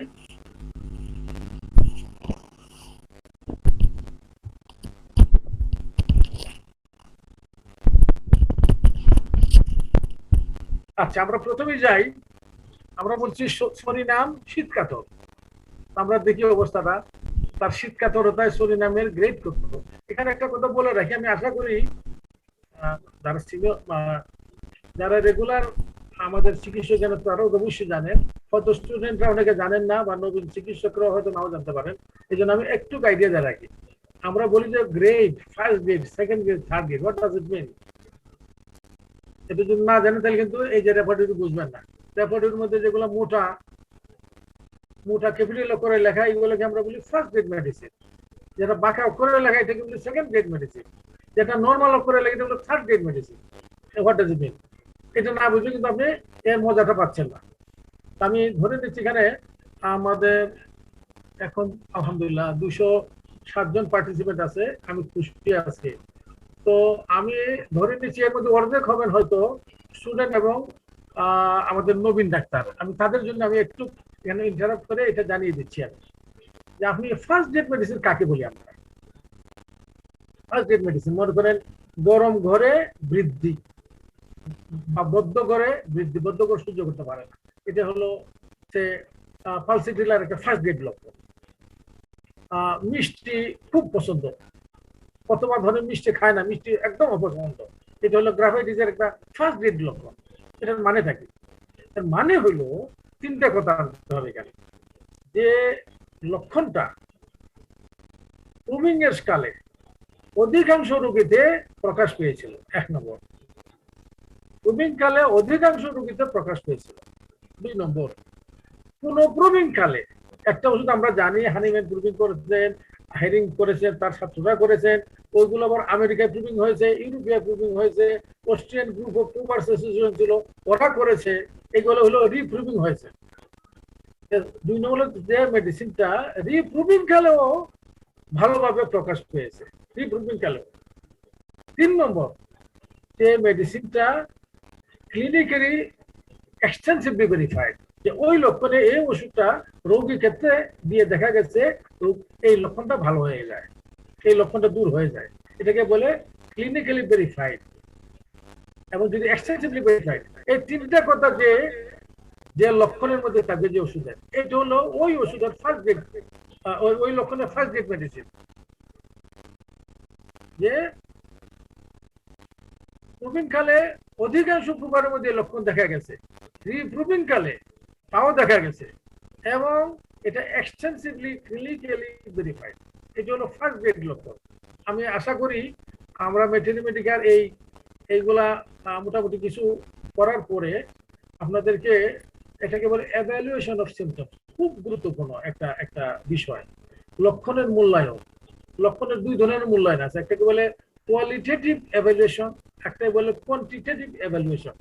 একটা হলো তার গুণবাচক মূল্যায়ন, একটা হলো তার কি বলবো এটাকে সংখ্যাবাচক মূল্যায়ন। আমরা ওই সময় আলোচনা করবো ডিটেলস, এখন শুধু জাস্ট বললাম। তাহলে সেকেন্ড গ্রেডটা কি? তাহলে সেকেন্ড গ্রেড হলো যে লক্ষণটা প্রুভিং কালে বেশ কিছু প্রকারের মধ্যে ছিল, অধিকাংশ না, বেশ কিছু, মানে 100 জনের মধ্যে হইলে 20 জনের মধ্যে ছিল। সেকেন্ড, রিপ্রুভিং কালেও সেটা এসেছে, রিপ্রুভিং করার সময় এই লক্ষণটা প্রকারের মধ্যে পাওয়া গেছে। এবং থার্ড হলো এটাও ভেরিফাইড, ক্লিনিক্যালি ভেরিফাইড, তবে এক্সটেন্সিভলি না, মানে কিছু পেশেন্টে ভেরিফাই করা গেছে। এটা হলো সেকেন্ড গ্রেড। তাহলে থার্ড গ্রেড হলো প্রুভিং কালে অন্তত 1-2 জনের মধ্যে এটা পাওয়া গেছে, বেশি না কিন্তু 1-2 জনের মধ্যে পাওয়া গেছে। এক, রিপ্রুভিং কালে আসেনি এবং ক্লিনিক্যালি ভেরিফাইড নয়, তাহলে এটা রাখা হয়েছে কেন? বলবো তো এটা রাখলো কেন হামাকা? না, হামাকা রাখেনি, এটা রাখছে এই জন্য যে এই ওষুধটা আরো প্রুভিং হতে পারে, তখন হয়তো এটা দেখা যাবে অন্য কোনো একটা এলাকার অন্য কোনো একটা গ্রুপের প্রুভিং এটা অনেকভাবে আসছে, তখন তার সে থার্ড গ্রেড থেকে সেকেন্ড গ্রেডে উঠে যাবে, বা সে ক্লিনিক্যালি ভেরিফাইড হতে পারে মানে ভবিষ্যতে, তাহলে সে থার্ড থেকে সেকেন্ড গ্রেডে উঠে যাবে। এই লক্ষণগুলো হলো থার্ড গ্রেড লক্ষণ, থার্ড গ্রেড মেডিসিন, এবং যেগুলো ক্লিনিক্যালি ইউজ করা হয়, ক্লিনিক্যালি প্রুফ মেডিসিন আছে, ওইগুলো থার্ড গ্রেড, সবগুলো ক্লিনিক্যালি থার্ড গ্রেডে ধরা হয়। আমি জাস্ট এই মেডিকেল ক্লাসে আমরা একটু আলোচনা করে নিলাম, আমার মনে হলো যে হয়তো কেউ কেউ এটা বুঝে লাভবান হতে পারেন। তা আমরা এখানে দেখবো যে আসবে কি জন্য ফার্স্ট গ্রেড থেকে নিয়ে থার্ড গ্রেড কথাটা আসবে আমাদের। তা আমরা প্রথমে দেখি পরিণাম শীতকাতর, আমরা বলছি হেভি শীতকাতর, তাহলে আমরা আশা করবো সে ফার্স্ট গ্রেড হবে। আচ্ছা দেখি আমরা দেখি এটা কোথায়। আমরা আমি শিওর যে যারা সিনিয়র হোমিওপ্যাথ তারা বিরক্ত হবেন, কিন্তু আমার মনে হয় যেহেতু আমাদের উদ্দেশ্য হলো নবীন হোমিওপ্যাথদের শেখানো, এই জন্য আমরা একটু কাঁচা ভাবে আগাই। আমরা রেপার্টরি হয়তো যারা দুর্বল আছে তাদের জন্য বলছি যে শীত কাতর, গরম কাতর, এগুলো কোথায় খুঁজবো আমি? আমরা কেন্টের মধ্যে 37টা চ্যাপ্টার আছে, কোন চ্যাপ্টারে যাবো? এগুলো আমরা সবাই জানি, এগুলো হলো আমি আগে বলছি জেনারেল সিমটম, কাজে আমরা জেনারেল খুঁজবো। তাহলে আমি প্রথমেই যে আমি চ্যাপ্টার খুঁজবো সেটা হলো জেনারেল গেলাম, তারপর শীত কাতর যাই, আমি কোল্ড সোজা কোল্ডে যাচ্ছি। কোল্ডে আমি আশা করছি যে ফার্স্ট গ্রেড পাবো। যদি আমি এখানে থার্ড গ্রেড পাই সরি নাম, তাহলে কিন্তু আমি ম্যাটেরিয়াল গুলো বিশ্বাস করবো না, মনে হবে যে এটা খামাখা লিখছে। আর এখানে যদি ফার্স্ট গ্রেড পাই তাহলে আমি কনফার্ম হলাম যে ম্যাটেরিয়ালের কথা রেপার্টরি দ্বারা সমর্থিত হচ্ছে। কোল্ড অ্যাগ্রাভেট দেখেন, তাহলে সরিনামের পজিশন আমরা দেখি, সরিনাম দেখেন ফার্স্ট গ্রেড, তাহলে আমাদের কথাটা মিললো। এখন আমরা দেখি ঠান্ডা বাতাসও তার পছন্দ না, সরিনাম ঠান্ডা বাতাস সে কষ্ট পায়, সে বৃদ্ধি হয়। তাহলে আমরা ওটা দেখি, ঠান্ডা বাতাসে কষ্ট পায় সে, কোল্ড এয়ার অ্যাগ্রাভিট, এখানে সরিনাম দেখেন ফার্স্ট গ্রেড, এটা আমরা পেয়ে গেলাম। এখন আমরা দেখি, আচ্ছা বেশি দূর যাই না, আচ্ছা আমরা আশা করব যদি যে ওষুধটা এত শীতকাত, সে তো গরমে আরাম হওয়ার কথা, এটাকে বলে কাউন্টার চেকিং, ক্রস চেকিং, আমরা কিন্তু ক্রস চেক করি যে গরমে আরাম হয় না গরমে আবার ঢুকতে হয় দেখি। তাহলে আমরা একটু ওয়ার্ম এমএলএর দেখি কি অবস্থা।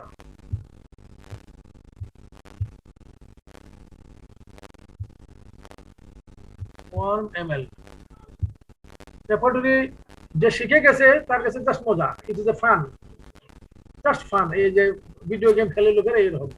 আমরা আশা করি যারা যারা যে সব ছাত্ররা শিখেন নাই বা শিখতে চান, এদেরকে আমি একটা আগে ক্লাস নিতাম বেশ 10-12 বছর আগে, বলতাম যে 7 ক্লাসের রেপার্টরিতে যে অজ্ঞ তাকে আমরা বিজ্ঞ বানাই দিব। বিজ্ঞ তো হবে না, মানে সে নলেজেবল হয়ে যাবে। আমরা দেখি এমন এই ক্লাসের কখনো আমরা এটা আনতে পারি কিনা রেপার্টরি শেখানোর ব্যাপারটা। আমি আশা করি যারা বলে যে রেপার্টরি কঠিন শিখতে পারি না, অবশ্যই অবশ্যই শিখবে, অবশ্যই। না শিখে যাওয়ার কোনো প্রশ্নের জন্য যদি তার জাস্ট মিনিমাম একটু মানে নলেজ থাকে এবং সেন্স থাকে। আচ্ছা আমরা দেখি গরমে আরাম, আমরা আশা করবো সরিনাম এর মধ্যে থাকবে। দেখুন সরিনাম পিএস, সরিনাম তার গ্রেড আছে, এটা কিন্তু মিললো না কথাটা। দেখেন অনেক সময় আমরা ম্যাথমেটিকার কথা রেপার্টরিতে পছন্দ করি না। কেন পছন্দ করি না? এই জন্য দেখবেন রেপার্টরিতে গ্রেড চেঞ্জ করা হয়, কেন 3বার এডিশন, উনি 3বার এডিশন করতেন। প্রথম এডিশনের যেটা ফার্স্ট গ্রেড ছিল, অনেক সময় দেখা গেছে যেটা কিন্তু কমিয়েছেন, সেকেন্ড গ্রেড করেছেন। আর প্রথমটাতে সেকেন্ড গ্রেড ছিল, এটাকে ফার্স্ট গ্রেড করেছেন। এটা হলো আরো রিসার্চের পরে তারা বের করেছে। যেমন এখানে আমরা দেখছি সরিনাম গরমে আরাম হার্ট গ্রেড, এটা কিন্তু আমার পছন্দ হয়নি, এটা মিললো না কথাটা।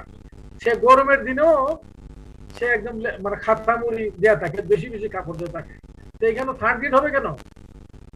দেখেন আমরা কিন্তু আপনি ক্রিটিক্যালি সমালোচনা করতে পারবেন, আপনার অধিকার আছে। এটা ভালো হয় নাই, এই সিনথেসিস কর্তৃপক্ষকে আপনি এই জিনিসটা লিখে পাঠাতে পারেন যে তোমার এখানের মধ্যে কি দেখছি গরমে আরাম সরিনাম থার্ড গ্রেড হয় কেন, কমসে কম সেকেন্ড গ্রেড হবে। আচ্ছা যাই হোক, আমরা এই মুহূর্তে যাই না, এখন আমরা যাই, আমরা কাতরতা শেষ হয়ে গেল, এখন আমরা যাই তার দুর্গন্ধের ব্যাপারে।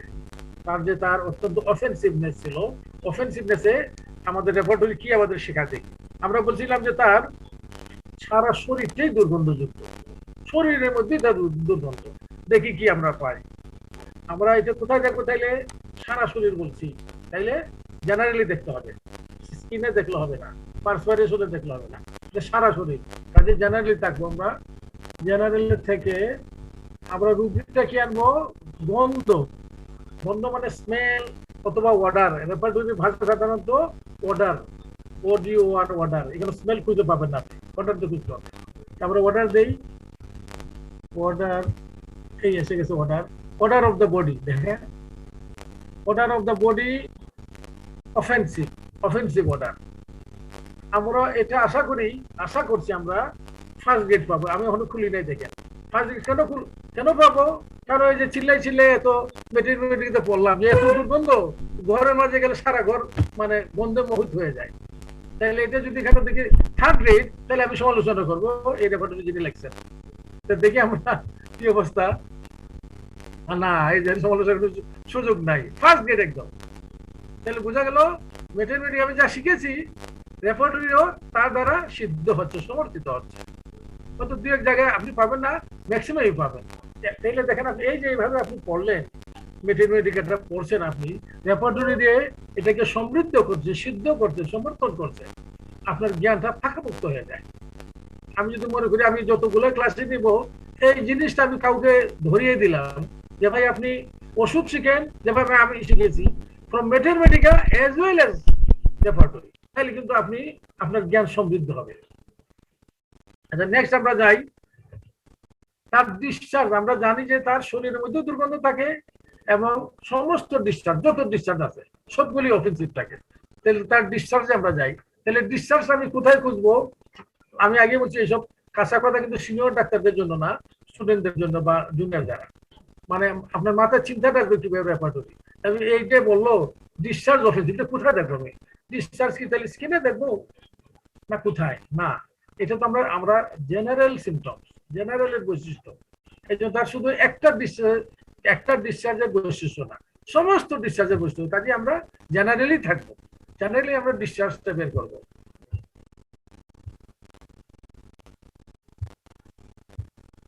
আপনি যদি রেপার্টরির কায়দাটা জেনে যান, ইট ইজ জাস্ট ফান।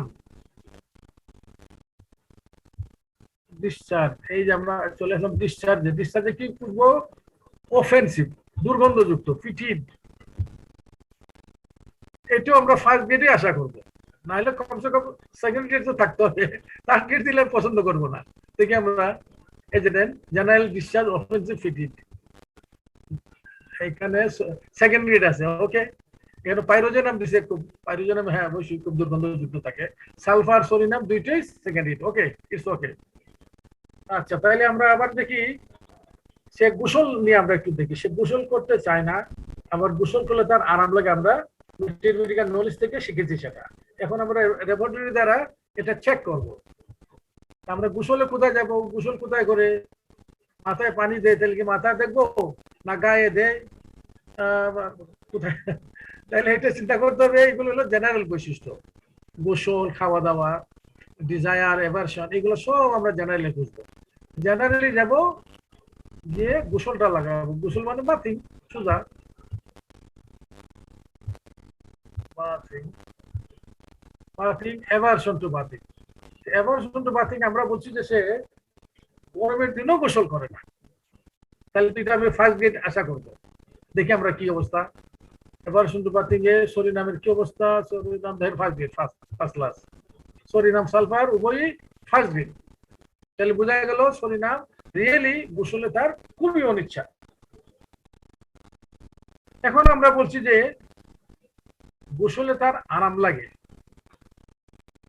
অনিচ্ছা ঠিক আছে, কিন্তু সে যদি গোসল করে ফেলে দেন হি ফিলস বেটার। ওকে, তাহলে আমরা দেখি বাথিং এর মধ্যে থাকবো আমরা। বাথিং এমএল, বাথিং এ আরাম, এই যে এটা সেকেন্ড গ্রেড হলো, আমি খুশি। দেখি আমরা কি, এটা সেকেন্ড গ্রেড আছে, গোসলে আরাম লাগে। তাহলে দেখেন আমরা রেকর্ড মেটেরিয়াল যা শিখছি, আমরা রেপার্টরি তা কিন্তু সমর্থিত হয়ে যাচ্ছে।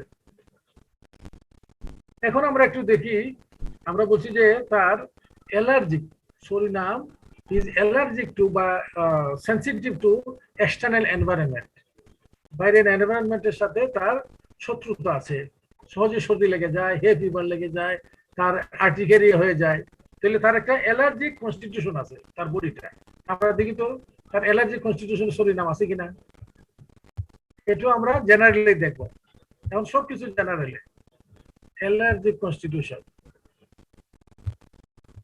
অ্যালার্জিক কনস্টিটিউশন মানে যে কনস্টিটিউশনে বাইরের কোনো জিনিসের সংস্পর্শে আসলে তার মধ্যে একটা অ্যালার্জি দেখা যায়। কত চামড়ার মাঝে হলে আর্টিকেরিয়া, নাকের মাঝে হইলো সর্দি, বুকের মাঝে হইলে হাঁপানি, এই ধরনের। তাহলে এখানে সরিনামের কি পজিশন থাকলেই হলো। সরিনাম আছে third grade, psorinum third grade আছে, থাক আছে, আছে তার আছে। এখন আমরা দেখি, আমরা বলছিলাম যে এরার হে ফিভার হয়ে যায়, অ্যালার্জির কারণে তার হে ফিভার হয়, বারে বারে এরা হে ফিভারে ভোগে। আমি এখন হে ফিভার কোথায় বের করবো? যদি এটা জেনারেল লক্ষণ, তাইলে চিন্তা করতে হবে হে ফিভার মানে কি। তাহলে এখানে একটা কথা আছে, রেপার্টরিকে বলা হয় যে রেপার্টরিতে রুব্রিক খোঁজার আগে you will have to convert the language of patient into the language of repertory. এটাকে বলে প্যারাফ্রেজ করা, প্যারাফ্রেজিং করা। যে আপনি যখন রেপার্টরিতে খুঁজবেন, রোগী যা বলছে ওইভাবে তো পাবেন না, ওই ভাষায় পাবেন না, ওই ভাষাকে চেঞ্জ করে নিতে হবে। এই ভাষার ভাবার্থ ঠিক রেখে রেপার্টরিতে যে ল্যাঙ্গুয়েজ আছে সেইভাবে যেতে হবে, নাহলে কিন্তু হবে না। এখানে হে ফিভার আমরা জানি যদি এটা জেনারেল একটা বৈশিষ্ট্য, কিন্তু এটা নাকে দেখা যায়, নাকে। আমি আগে বলছি যে ফিভার না, আপনি ফিভার খুঁজলে কিন্তু পাবেন না, এখানে ফিভার চ্যাপ্টার আছে, এখানে হে ফিভার খুঁজলে পাবেন না। এটা বুঝতে হবে জিনিসটা কি। হে ফিভার হলো নাকের সর্দি, নাকের অ্যালার্জি। তাহলে আমরা নাকে যাব, যাই আমরা মাকে গিয়ে আমরা দেখি হ্যাপি বার দিলে আশা করি পেয়ে যাবো। এই দেখেন এসে গেছে কোথায়, হ্যাপি বার এসে গেছে দেখেন। এখন দেখি আমরা সরিনামের কি পজিশনের মধ্যে। ওরে বাপরে, সরিনাম ফার্স্ট দিন দেখেন। তাহলে আমরা মেটেরিয়াল যা শিখলাম সেটা রেপোর্টরি সমর্থন করলো, একদম ফার্স্ট এড মেডিসিন হেভি বারের। তারপরে আমরা দেখি তার মধ্যে আর্টিকেরিয়া হতে পারে অ্যালার্জির কারণে, কারণ চামড়ার মাঝে মেনিস্ট্রেশন হলে সেটাকে বলে আর্টিকেরিয়া, তার যে চুলকানি চাকা চাকা উঠবে যেটা।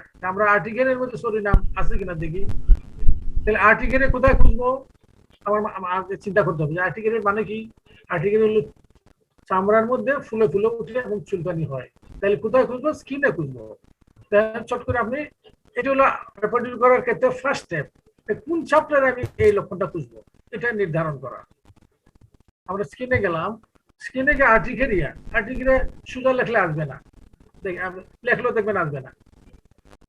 তাহলে কিভাবে খুঁজতে হবে, আর্টিকেরিয়ার ধরনটা বুঝতে। আর্টিকেরিয়া কি জিনিস, আর্টিকেরিয়া হলো ওয়ান টাইপ অফ ইরাপশন, উদ্বেগ।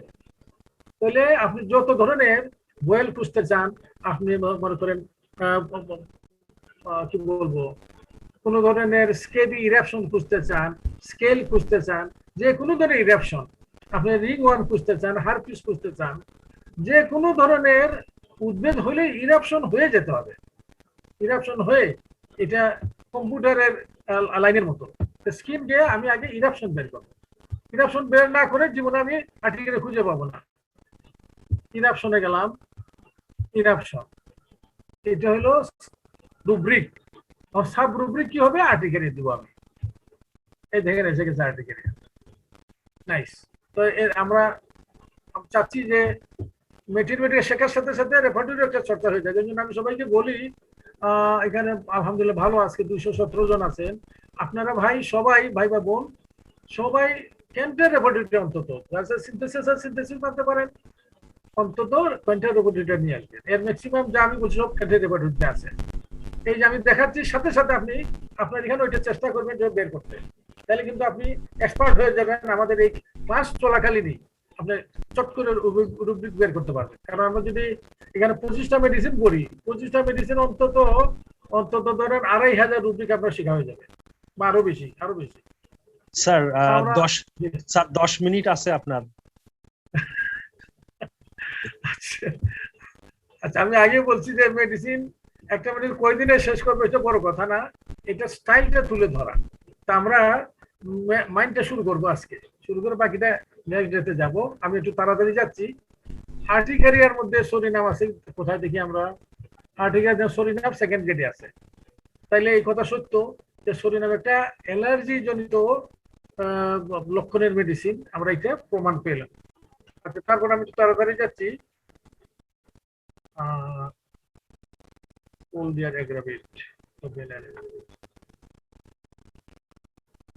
আমরা বলছি যে তার লেক অফ ভাইটাল হিট, শরীর নামের একটা লেক অফ ভাইটাল রিঅ্যাকশন আছে, তার শরীরটা ঠান্ডা হয়ে থাকে, সে ঠান্ডা হয়ে থাকে এফেক্ট করে। তো এইটা আমরা একটু দেখি, তার লেক অফ ভাইটাল হিট তার মাঝে আছে। এটা কোথায় আমরা যাবো, লেক অফ ভাইটাল হিটটা আমরা জেনারেল খুঁজবো। জেনারেলি গিয়ে হিট দিলাম, heat lack of vital heat, এখানে সরিনামের ফার্স্ট গ্রেডে আছে সরিনাম। আমি একটু তাড়াতাড়ি যাচ্ছি। লেক অফ ভাইটাল হিট, তারপর আমরা বলি লেক অফ রিঅ্যাকশন। ওই যে বললাম যে ওষুধ দিলে রিঅ্যাকশন হয় না, ওষুধে কাজ করে না, ওষুধের কোনো উদ্দীপনা পাই না আমরা। তাহলে এটা আমরা একটু দেখি, লেক অফ রিঅ্যাকশন।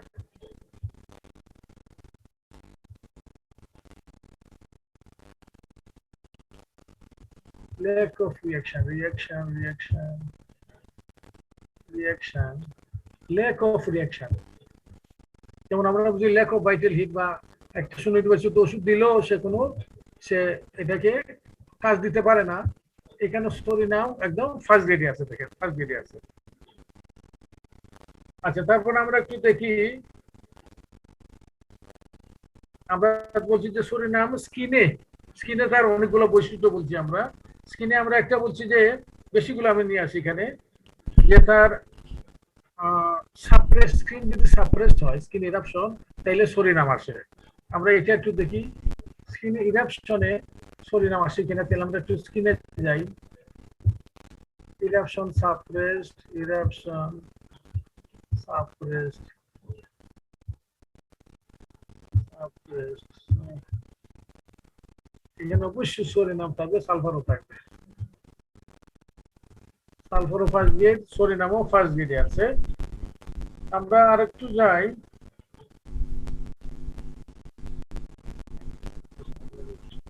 আমরা বলছি যে কনভালেসেন্স, যে কোনো একুট রোগের পরে রোগীর কনভালেসেন্স সহজে হয় না, রোগী সেরে ওঠে না। এখানে সরিনামের লক্ষণ বলছিলাম যে সরিনাম, যে ইনফ্লুয়েঞ্জা ভুগছে, ভোগার পরে সে আর কনভালেসেন্ট হচ্ছে না, সে আর উঠে দাঁড়াতে পারছে না, অনেকদিন লেগে যাচ্ছে। এই লক্ষণটা সরিনামে কিভাবে পাবো, এটা আমি কিভাবে বের করবো? এখানেও দেখেন কিন্তু জেনারেল। আগে আমি জেনারেলে যাব, যে কনভালেসেন্স কথাটি দিলাম। কনভালেসেন্স, কনভালেসেন্স মানে রোগের ভোগ পরবর্তী যে অবস্থা, রোগ যে মানে কি বলবো, রোগ ভোগ হয়ে পরবর্তী যে ফিরে আসে তার স্বাস্থ্য, এই সময়টাকে বলে কনভালেসেন্স। কনভালেসেন্স, এই জন্য হোমিওপ্যাথি শিখতে হলে ইংলিশ ভাষাও মোটামুটি ভালো জানতে হবে। কনভালেসেন্স, আমরা ইনফ্লুয়েঞ্জা একটা এক্সাম্পল দিই। আমরা ইনফ্লুয়েঞ্জার পরে দেখা যাচ্ছে সে আর ইনফ্লুয়েঞ্জার পরে সরিনাম আছে, দেখেন influenza after, convalescence, element during, influenza after, এখানে সরিনাম আছে। আমরা আরেকটা বলে আজকে কি টেনে ফেলবো। আরেকটা আমরা, আচ্ছা আমার মনে হয় আমরা এর রেপার্টরি হয়ে গেছে। একটু আমি টেনে নিয়ে আসছি, মেন্টালটা শুধু দেখাবো। আমরা মেন্টালে আপনাদেরকে একটু দেখিয়ে রাখি। না আমি তো 11 পর্যন্ত পাচ্ছি, তাই না? তাইলে আমি তো মেন্টাল লাগাতে পারি আমি। স্যার 50 পর্যন্ত পাবেন আপনি, আর 10 মিনিট আমাদের প্রশ্ন উত্তর। মানে আর কয় মিনিট আছে আপনার আমার? যদি লাগে আপনি একটু নিতে পারেন। জি জি, আমাকে তো টাইম দিয়ে না আপনি। জি জি জি জি জি 11টার আগে শেষ করব। জি জি আচ্ছা, মেন্টালে আমি আগে বলছিলাম আপনাদেরকে যে একটা ওষুধ শেখার জন্য মেটেরিমেটিকা, এই দুইটাতে একদম হেভি জোর দেবেন, যে তার জেনারেল ফিচার গুলা আলাদা আলাদা ভাবে বের করা। এর জেনারেল ফিচার কি, এর কাতরতা কি, এর লেটারিটি কি, ডান পাশে না বাম পাশে, এর ডিসচার্জের ক্যারেক্টার কি, এর গন্ধ টন্ধ আছে কিনা, এর ব্যথার ক্যারেক্টার কি, এগুলো হলো জেনারেল ফিচার বা জেনারেল সিমটম। মেন্টালের মধ্যে আপনি সবগুলো একত্রে এলোমেলো করে শিখলে হবে না, এটাকে আপনি আলাদা আলাদা করার চেষ্টা করবেন। তাইলে জিনিসটা মানে এটা হবে আপনার মনে থাকবে বেশি, এবং ফুল বৈশিষ্ট্যটা আপনি এভালুয়েট করতে পারলেন। তা আমরা সরিনামের বৈশিষ্ট্যগুলোকে আমি শুধু আগে দেখেই দিই কি কি। একটি হলো সে ডিপ্রেস, সরিনাম অত্যন্ত ডিপ্রেস থাকে, মন খারাপ থাকে তাদের। তার মধ্যে কোনো মানে কোনো কিছুর আশা নেই, নিরাশায় ভোগে সে। 1 2 নম্বর তার মাঝে আছে রিলিজিয়াস মেলানকলি। সে মনে করে যে আমি ভালো কিছু করি নাই, আমার উপরে তো গজব আছে, আল্লাহ আমাকে ছাড়বেন না। তার ফিয়ার অফ পভার্টি, তার বিজনেস খুব ভালো চলে, তারপরে সে মনে করে যে আমার বিজনেস ভালো চলছে না, আমি একটু অচিরেই আমার বিজনেস বিক্রি করতে হবে, আমি ফকির হইতে চললাম। তারপরে আমি জাস্ট একটু দেখিয়ে দিই। তারপরে তার মধ্যে একটা আছে ইনফিরিয়রিটি কমপ্লেক্স। সে মনে করে যে আমার দ্বারা আমি অন্য আমার যারা আত্মীয় তাদের সমকক্ষ হতে পারবো না, আমি তো গরিব হয়ে গেছি, এবং আমার তখন গাড়ি টাড়ি ছিল আমি বিক্রি করে দিছি, কাজে আমার ওদের সামনে সে নিচু হয়ে থাকে, তার মনটা ছোট হয়ে যায়, তার মধ্যে একটা ইনকম্পিটেন্স, একটা ইম্পর্টেন্স ডেভেলপ করে তার মধ্যে। তারপরে আমরা বলছি despair of recovery from sick.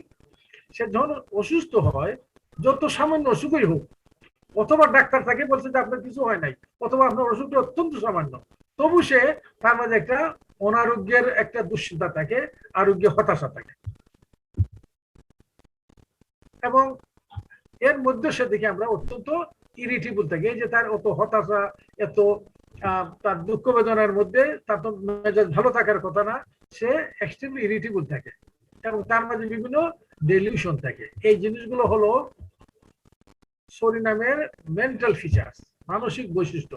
আমরা আলাদা করছি এখানে, আজকে একটু একটু বলে আমরা আগামী দিন রেপোর্টে যাবো। এর ডিপ্রেশন দেখেন, এর মাঝে একটা ডিপ্রেশন, সবসময় মন খারাপ করে থাকে।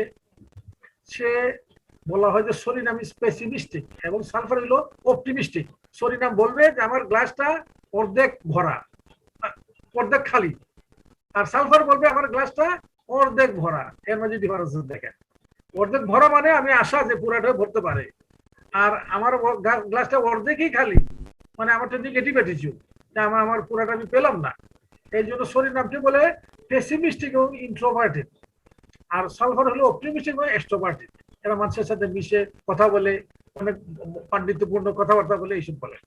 এবং তারা হলো সরিনাম ওর is unduly about events which may never come. সে এমন একটা দুশ্চিন্তা করে যে এই এই দুরবস্থা তার কোনোদিন আসবেই না, আমার কাছে এটা দুশ্চিন্তা করে। এই জন্য এটা একটু খুব ইম্পর্টেন্ট সরিনামে। সালফারটি উল্টা, সালফার অপটিমিস্টিক আর হলো সবসময় নৈরাশ্য এবং হতাশায় ভোগে। তার মধ্যে রিলিজিয়াস মেলাঙ্কলি আছে, সে সবসময় মনে করে যে আমার, সে যথেষ্ট পায়াস, তবু মনে করে যে আমার মুক্তি আসবে না, পরকালে আমাকে মানে ধরা হবে এবং আমার আমার এই পাপে থেকে আমি মুক্ত হতে পারবো। তার মধ্যে একটা রিলিজিয়াস মেলাঙ্কলি একটা আছে, তার একটা সাইকোলজিক্যাল ডিপ্রেশন। তারপরে তার মাঝে আছে ফিয়ার অফ পভার্টি। তার বিজনেসটা অত্যন্ত ভালো চলছে, তবু মনে করে যে আমার লাভ হচ্ছে না, আমার বিজনেসটা নিচের দিকে যাচ্ছে, আমি আরো উপরে উঠতে পারবো না। সব সময় একটা মেঘাচ্ছন্ন ভাব থাকে তার প্রসপারিটি নিয়ে, এটাকে বলে ফিয়ার অফ পভার্টি। তারপরে আমি ইনফিনিটি কমপ্লেক্স আগেই বললাম যে সে যেহেতু তার বিজনেস ভালো যাচ্ছে না, তার রোগ ভালো হবে না, সে সবসময় ডিপ্রেস থাকে, তার মধ্যে একটা ইনফিনিটি কমপ্লেক্স ডেভেলপ করে। সুপিরিটি কমপ্লেক্স না, সুপিরিটি কমপ্লেক্স ধরেন প্লাটিনামের হয়, লাইকোপোডিয়ামের হয়, কিন্তু এর হবে সময় ইনফিনিটি কমপ্লেক্স। সে নিজের ছোট মনে করবে, অন্যদের চাইতে সে তার অবস্থাটা নিচে, অন্যদের সাথে কম্পিট করার যোগ্যতা তার নেই, এটা মনে করবে সে। এবং ডেসপায়ার রিকভারি হোয়েন সিক, সে কিছুই নাই, টেস্টে কিছু পাওয়া যায় নাই, কিন্তু তারপরে সে সবসময় মনে করে আমার একটা অসুখ আছে, লুক্কায়িত এখনো ধরা পড়ে নাই, এবং আমাকে এটাই আমাকে তল করবে, নিয়ে যাবে আমাকে। এবং এর ফলে এই দুশ্চিন্তা করতে করতে এমন তার মধ্যে সুইসাইডাল টেন্ডেন্সি এসে যায়।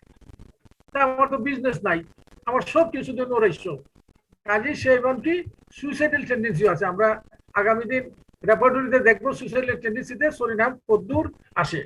তারপর আমরা বলছি সে এক্সট্রিমলি ইরিটেবল থাকে, যে মানুষ এত হতাশায় এত নৈরাশ্যে ভোগে, সে মানে খুশি থাকে কি করে, কাজে তার মধ্যে একটা ইরিটেবিলিটি আছে, ইজিলি অ্যাঙ্গার, ডিজেক্টেড এইসব থাকে তার মধ্যে। এবং দেখা গেল যে সরিনামের বাচ্চারাও সে সারাদিন ভালো থাকে, কিন্তু রাত্রেবেলা বড় চিল্লাচিল্লি করে, রাত্রেবেলা খুব ডিস্টার্ব করে, তার মনের মধ্যে কোনো শান্ত ভাব থাকেই না। তার মাঝে ডেলিউশন থাকে কিছুটা, সে মনে করে তার শরীরটা মাথা থেকে আলাদা, তার ব্রেনটা তার ব্রেনটার তার মাথার মধ্যে ব্রেনের জন্য এনাফ জায়গা নেই, ব্রেনটা অনেক বড় এবং এটা তার মাথাকে ঠেলছে। এই ধরনের এটা অত ইম্পর্টেন্ট না, আমরা এর আগে যতগুলো বললাম এইগুলো মোটামুটি সরিনামের মেন্টাল ফিচার্স। এই মোটামুটি আমি ধরে নিলাম যে আজকে আমরা সরিনামের মাইন্ড পর্যন্ত শেষ করলাম। নেক্সট ডেতে আমরা তার বাকি যে পার্টিকুলার লক্ষণগুলো আছে, ইনক্লুডিং স্টোমাক এবং এই এলিমেন্টারি সিস্টেম, আমরা আশা করি আগামী দিন শেষ করবো উইথ রেপার্টরি। এবং সর্বশেষে আমাদের দ্য এন্ড খুব ভালো একটা জিনিস আছে, আমি দেখাই আপনাদের। এই যে দেখেন, আমি নিজে বানিয়েছি এটা। সালফার এবং সরিনামকে আপনি কম্পেয়ার এন্ড কন্ট্রাস্ট করবেন কিভাবে, অনেকগুলো পয়েন্ট, 11টা পয়েন্ট আছে, আমরা এগুলো আলোচনা করবো। আজকে আমি এখানেই রাখছি। ইল্লা বিল্লাহ, আসসালামু আলাইকুম ওয়া রাহমাতুল্লাহ। ধন্যবাদ স্যারকে। আমরা যেহেতু সম্মানিত উপস্থিতি, আমরা যেহেতু মৌখিক প্রশ্ন গ্রহণ করি না, আপনাদের আজকের সালফারের বিষয়ে কোনো প্রশ্ন থাকলে আপনার চ্যাট বক্সে প্রশ্ন করতে পারেন। সরিনাম সম্বন্ধে, জি, সরিনাম সম্পর্কে আজকের আলোচনার বিষয়ে, সরিনাম সম্পর্কে কোনো আলোচনা মানে কোনো প্রশ্ন থাকে আপনারা চ্যাট বক্সে করুন।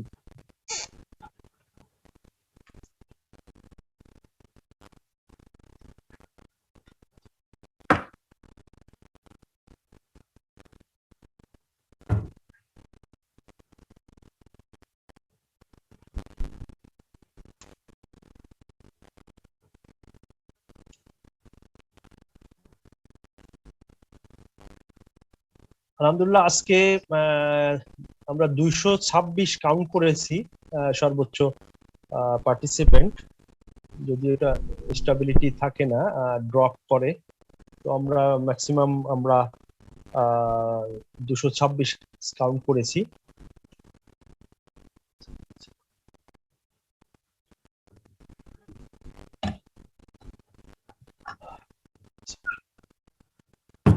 আব্দুল্লাহ গালিব সাহেব, স্যার এই মেডিসিন কয়দিন হবে? মেডিসিন আপনার কন্টিনিউ আলোচনা হবে পর্ব। যে আমাদের এই যে সমস্যা, যে শক্তি মানে ডোজ এন্ড পোটেন্সি, এই জিনিসটা হানিম্যান তার মাথায় নিয়ে গেছিলেন যে এই ঝামেলার থেকে আমাদের আমার যারা ফলোয়ার তাদেরকে আমি মুক্তি দিয়ে দিই। এবং এই জন্য তিনি শস্য সংস্করণ অর্গাননে 50 ওষুধ যে শক্তির মাত্রা সেটা কিন্তু প্রবর্তন করেন। যদি আপনি 50 ব্যবহার করেন তাহলে আপনি একুট রোগের জন্য দেন, ক্রনিক রোগের জন্য দেন, বৃদ্ধের জন্য দেন, ছোট বাচ্চার জন্য দেন, সব আপনি M1 থেকে শুরু করবেন। এবং আমি মনে করি সরি নামটা আমি বিশেষ করে আমি 50 ml দেই অনেক ক্ষেত্রে, কিছু কিছু ক্ষেত্রে 70 আমি দেই।